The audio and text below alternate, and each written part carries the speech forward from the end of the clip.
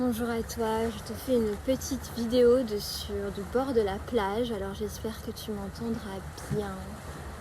Aujourd'hui j'ai envie de te parler de spécialisation. J'ai passé des années à me demander mais quelle est ma spécialité à moi, quelle est la chose dans laquelle je suis vraiment bonne, quelle est l'essence de qui je suis et que je peux donner au monde. Et après des années de recherche, je suis enfin dans cette essence, dans ce cœur, et j'ai envie de te dire une chose, de te partager ce qui m'a le plus aidé sur ce cheminement. Sa spécialisation, elle est là, elle a toujours été là, elle a été là depuis l'enfance. Tu es constamment en lien avec elle, tu es constamment en train de l'activer, de l'utiliser, de la donner aux autres, de te la donner à toi. Mais si tu ne le vois pas aujourd'hui, c'est parce que tu ne lâches pas tout ce qui n'est pas toi. On ne voit pas ce qui est vraiment nous, ce qui est vraiment l'essence de notre être quand on s'accroche encore beaucoup à tout ce qui n'est pas nous, à tout ce que on a appris à être, tout ce qu'on devrait être. Aussi, si toi aussi tu travailles, tu as des clients et tu travailles avec une certaine clientèle, te spécialiser et trouver ta clientèle cible, on appelle ça, ça va te demander d'accepter, de lâcher toutes les autres personnes que peut-être tu aidais jusque-là mais que tu n'aides qu'à moitié. Tous les gens, toutes les activités, toutes les relations, absolument tout ce que tu fais qui n'est pas 100% nourrissant pour toi, pour ton énergie, et bien toutes ces choses-là, elles t'empêchent de voir qui tu es et ils t'empêchent de voir ce qui te nourrit vraiment, donc ta spécialité. Et en te partageant ça, je peux te donner un exercice très très simple qui moi m'a beaucoup aidé.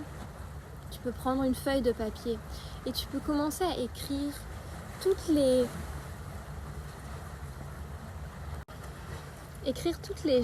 choses que tu fais aujourd'hui, que tu penses qui sont toi. Et tu fais une liste. Pareil, si tu es en train de rechercher ta clientèle cible, alors fais une liste de tous les gens que tu aides, toutes les thématiques avec lesquelles tu les aides, toutes leurs spécialités, tu fais une grosse liste.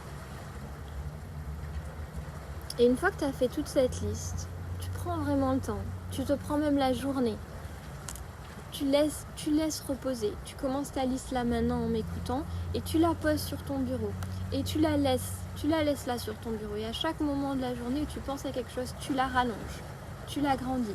On veut une grosse liste. Et une fois que tu as fini cette liste, disons demain, après-demain, à la fin de la semaine, quand tu sens que c'est, voilà, tu as tout mis, il n'y a vraiment plus rien qui sort, tu vas aller, point par point, tu vas aller ressentir. Alors si c'est les activités que tu fais, tu vas aller ressentir chaque activité. Tu vas voir, ok, faire du yoga. Tu fermes les yeux, tu ressens dans ton corps. Ça crée quoi, faire du yoga dans mon corps? Et de l'autre côté, en face de ta liste, tu vas noter tout ce que ça crée en toi. Et là déjà, en fait, dans cette liste et dans les réactions de ton corps, il va y avoir peut-être des moments où ton corps prend encore plus de place, où ton corps se détend. Il va peut-être y avoir des moments où tu sens, oh, ça bloque, il y a quelque chose. Ton corps va déjà commencer à t'informer de tout ce qui est toi et de tout ce qui n'est pas toi. C'est-à-dire de tout ce qui te fait du bien et de tout ce qui ne te fait pas du bien. Et là, tu vas déjà commencer à avoir des indications, des activités ou de la clientèle qui ne te correspond pas à 100%. Et le travail à partir de là, ça va être de commencer à apprendre à lâcher. Alors ça, c'est un travail énorme qui souvent est relié à beaucoup de traumas d'enfance, de peur du manque, etc.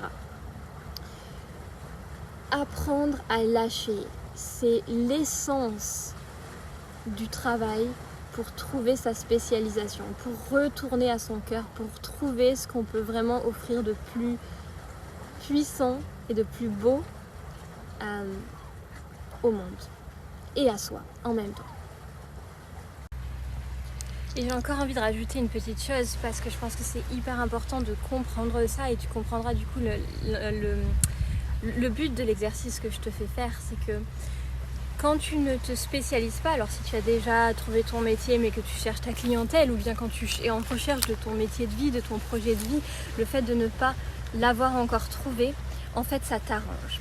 Alors, ça ne t'arrange pas toi, ton être dans ton entier, ça arrange certaines parties de toi, ça arrange les parties de toi qui ont peur de perdre, ça arrange les parties de toi qui ont peur de perdre une identité qu'on t'a donnée et sur laquelle tu t'es créé tout au long de ton enfance, de perdre cette personne qui répond aux attentes des autres, de te perdre aussi, si tu as déjà une clientèle, de perdre déjà une certaine clientèle, c'est-à-dire de dire ok, bah, ces gens-là, cette clientèle-là n'est pas idéale pour moi, d'accepter de la perdre.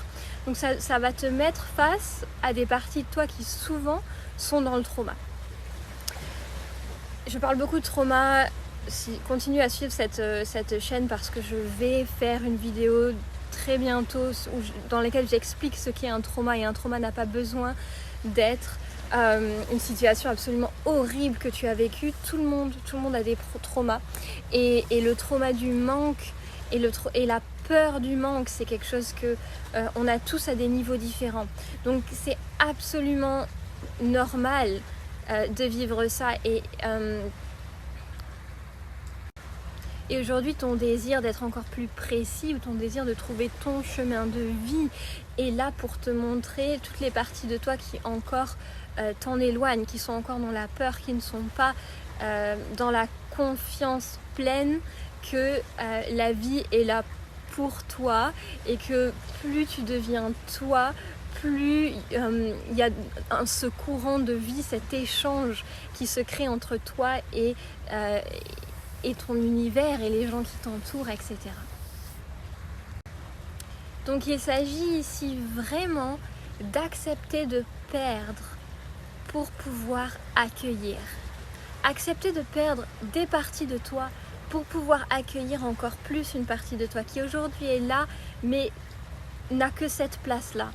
Et quand tu arrives à dégager, à libérer, c'est comme c'est vider sa cave, et tu vas pouvoir créer de l'espace pour que cette partie-là de toi, ton essence, prenne plus de place et commence à pouvoir s'offrir au monde, se partager avec les autres, pas seulement pour toi, mais avec les autres en plus. Pour toi en premier, pour les autres ensuite. À ne pas oublier, c'est hyper important. C'est comme dans un avion, on prend soin de soi, on prend l'air d'abord pour soi pour pouvoir s'occuper de ses enfants et des autres. C'est le même principe et c'est vraiment ce que je t'enseignerai toujours ici. Allez, je te souhaite un bon exercice et n'hésite pas à me faire des retours, je serai super heureuse de lire et d'entendre comment ça résonne en toi et ce que ça t'a apporté. À bientôt.